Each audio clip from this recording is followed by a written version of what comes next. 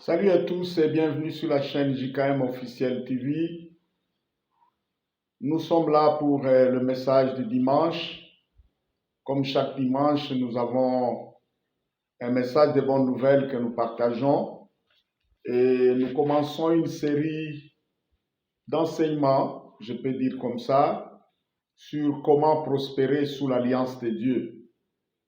Et ces enseignements seront basés sur l'étude d'un cas, c'est l'étude de la vie d'Isaac.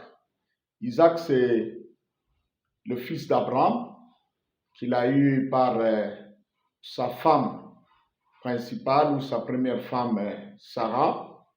Bien qu'avant ça, il a eu aussi, de manière tout à fait légale, avec la permission de sa femme, parce que c'était la coutume de ce temps-là, et une femme pouvait donner sa servante à son mari si elle n'avait pas d'enfants, et même si elle n'avait pas beaucoup d'enfants, et les enfants que la servante va donner à son mari seront comptés aussi comme ses enfants. Sarah avait donné légalement l'autorisation à Abraham d'avoir un enfant avec Ishmaël, avec plutôt Hagar, sa servante égyptienne, et ils ont eu Ismaël. Mais vous allez voir que la même carte que j'explique ici, la même prospérité que j'explique sous la vie d'Isaac, elle est exactement la même chose qui s'est passée sous la vie d'Ismaël. Et aujourd'hui, les Ismaélites constituent ce qu'on appelle les pays arabes dans le Proche et le Moyen-Orient. Vous allez voir que ces pays-là sont des pays très prospères et des pays bien, où il fait bien vivre.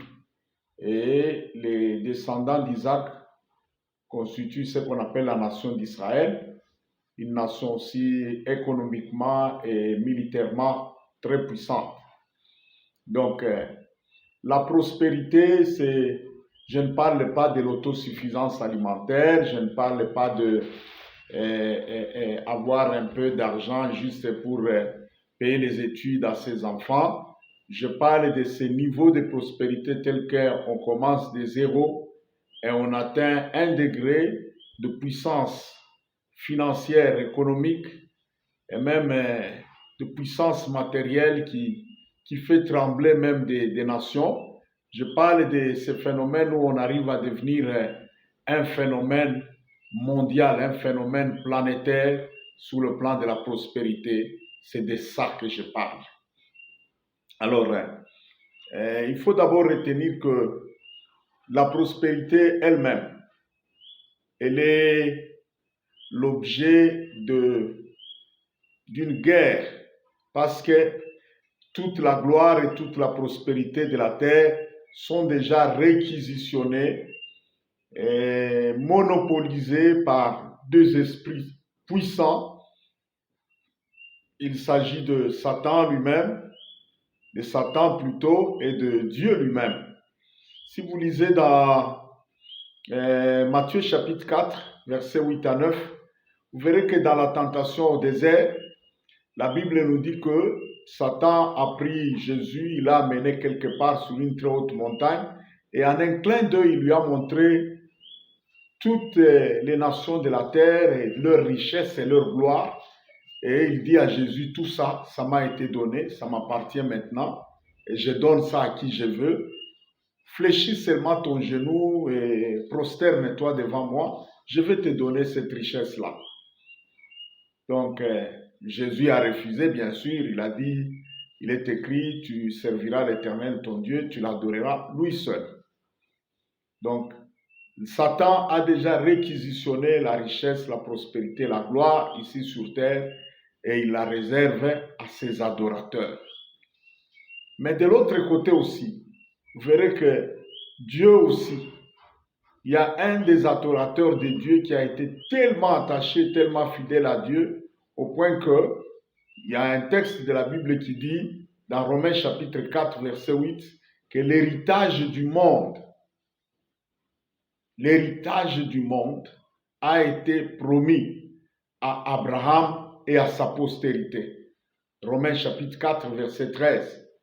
Donc, de l'autre côté aussi, Dieu a déjà réquisitionné la richesse et la gloire et la prospérité sur terre à une seule personne ou à une seule famille, à Abraham et à la postérité d'Abraham. Et à cause de cela, prospérer énormément, aller au-delà, c'est quelque chose de très difficile. Et vous allez voir que bien que les mécanismes pour s'enrichir, les mécanismes pour prospérer, aujourd'hui, c'est scientifiquement, ça s'explique et on peut y accéder, tout ça, mais malgré ça, il n'y a pas... Les statistiques sont en train de nous démontrer que il y a 1% de la population mondiale qui est excessivement riche et qui thésaurise presque toute la richesse de la terre. 1% de... Pourquoi expliquer ça? C'est que la plupart des gens qui prospèrent, la plupart des gens qui émergent, qui vont loin financièrement et matériellement, la plupart de ces gens ne sont plus des personnes ordinaires, ce sont des personnes en alliance, soit avec Dieu, soit avec Satan. Ça, vous devez le retenir. Et le monde de la prospérité, c'est un monde d'adversité, c'est un monde de combats terribles. Si vous lisez la vie d'Isaac, lisez Genèse 26, 1 à 13, c'est sur base de ça qu'on va évoluer, étudier petit à petit. Ici, nous sommes juste au volume 1, c'est l'introduction. La vie d'Isaac elle-même, elle n'a pas été une vie facile. Dieu l'a béni, oui, mais au milieu d'adversité, de combats, de résistance, de crocs en jambes, de bâtons dans les roues. Mais finalement, ses ennemis ont remarqué que malgré tout ce qu'ils ont fait là, les messieurs ne faisaient qu'émerger, ils ne faisaient que monter. Et finalement, toute la nation philistine a eu peur d'Isaac et à la fin, vous allez voir qu'ils sont allés chercher à faire alliance avec Isaac parce que finalement, ils avaient peur. Et dans ce temps-là, tout celui qui avait beaucoup de richesses comme ça, il pouvait monter son armée personnelle et tout ça. Abraham lui-même, il avait une troupe d'élite de plus de 300 soldats d'élite. Donc, vous voyez que je pense que ces troupes d'élite-là, après la mort d'Abraham, sont restées à la disposition d'Isaac.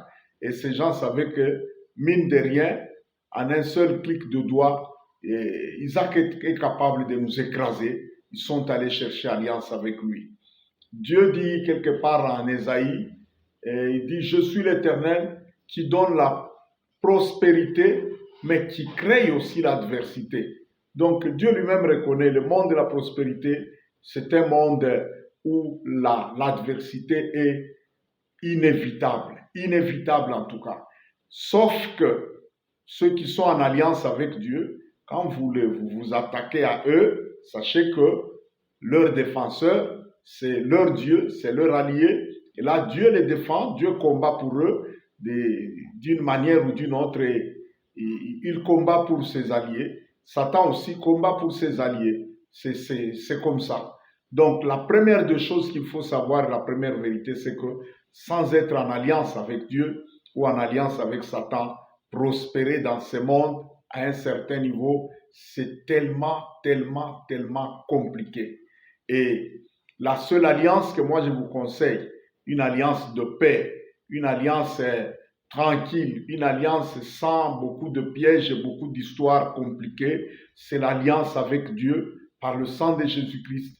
Et Jésus a ouvert la porte à cette alliance à ceux qui ne sont pas biologiquement descendants d'Abraham, mais par le sang de Jésus-Christ, nous avons la porte d'accès à cette bénédiction d'Abraham. Si vous lisez dans Galates chapitre 3, versets 13 à 14, Dieu nous dit, la parole de Dieu nous dit, Christ nous a rachetés de la malédiction de la loi, étant devenu malédiction pour nous, car il est écrit, maudit est quiconque est pendu au bois, afin que la bénédiction d'Abraham eût pour les païens son accomplissement en Jésus-Christ, et que nous ressuscions par la foi l'Esprit qui avait été promis.